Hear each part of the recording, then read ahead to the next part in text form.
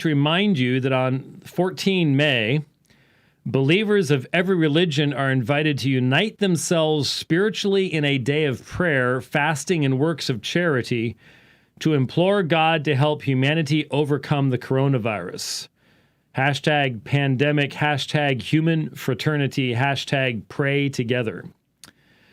And so what catches your attention, I mean, not with Pope Francis, this is exactly what you'd expect from Pope Francis. But so on Thursday then, believers of every religion are invited to unite themselves spiritually in a day of prayer. Now, one of the problems in reading papal stuff is that it's almost always a translation. And so if it ends up sounding completely strange in English, it's really easy to say, well, you know, it was originally in the Pope's mother tongue, or it was written in Latin, or whatever. But this is a little unclear. But it seems that what the Pope is saying is that you have believers in every religion. And he has said that. He has made statements that I personally believe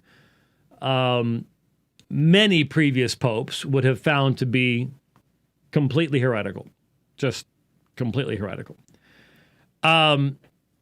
And it sounds like he's saying that these believers of every religion are invited to unite themselves, that is, across the boundaries of these faiths, spiritually in a day of prayer, fasting, and works of charity to implore God to help humanity overcome the coronavirus. So you are able to implore God to help humanity by doing works of charity. So you do stuff to try to, convince God to help more than he's helping at the moment type of situation. Obviously, the Pope has a very ecumenical perspective and a very ecumenical view of differing religions. And in light of statements that he has made, it really strikes many of us that it's a regular drumbeat that he is a universalist. Everyone's going to be saved. That's why you don't need to proselytize anyone. They're going to be just fine as long as they're believers in something. Or, you know, then you got the atheist guy. He wasn't a believer in anything, but he baptized his kids. So that's, I guess, maybe a act of work of charity or something. I don't know. But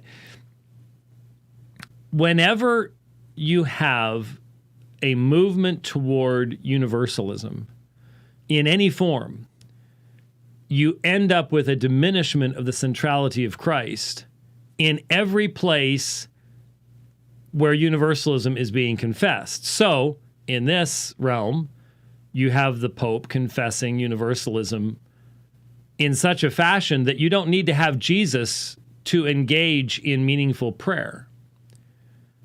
So you can approach God, and you can approach God spiritually with fasting and works of charity to implore him to help humanity overcome the coronavirus.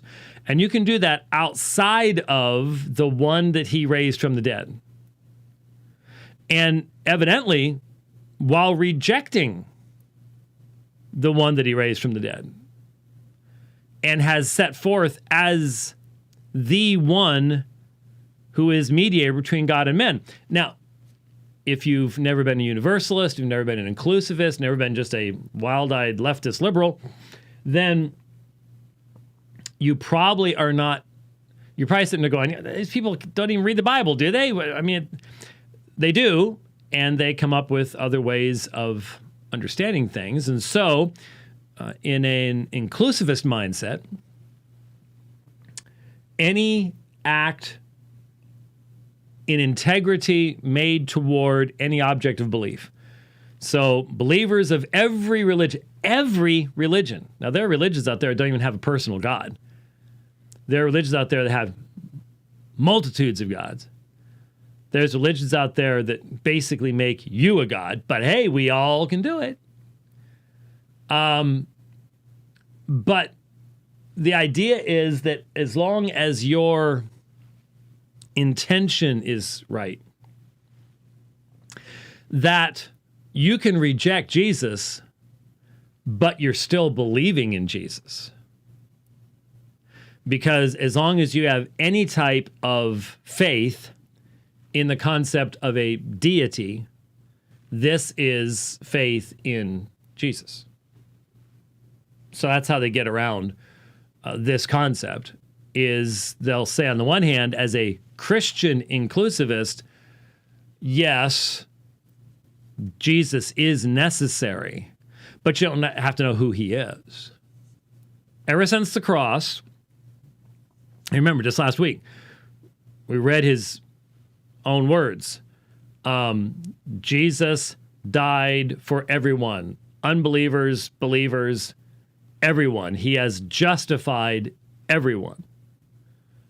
So you have not only a universal atonement, but you have a universal application. And basically, it sounds like his idea is that the atonement is universal and has an element of substitution to it.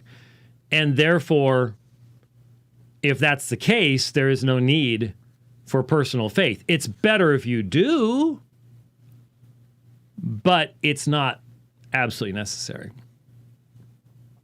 So if you actually believe that, then this makes perfect sense. Believers of every religion have full access to God, and you can say they have full access to God through Jesus, but they just don't have to know who he is. So that whole Great Commission thing and all that, that's just, if you really want to really get into it. But you can unite with all of the believers of every religion spiritually in a day of prayer, fasting, and works of charity to implore God to help humanity overcome the coronavirus. Because he can help us, but he needs to be convinced to do so. Evidently. This is what happens when you do not have a divine decree. You do not have God working all things after the counsel of his will. You don't have the wisdom of God being displayed in all things. Now you have to try to convince God to help us out, because this is bad. I'm not sure if God didn't see it coming or just what, but it's pretty bad. Conservative Roman Catholics recognize again the inconsistency, the historical inconsistency, the theological inconsistency, but that's who Francis is. That's just the way he is. And his Twitter feed is filled with such things. It does make you wonder if the people at the White House are as panicked when Donald Trump starts tweeting as maybe the conservative people in the Vatican are when Pope Francis starts tweeting. I don't know, but oh no, he found the phone again. Find it. How does he keep doing that? I don't know. It's yes. Get ready to start spinning. He's at it again. Yeah, that's a problem.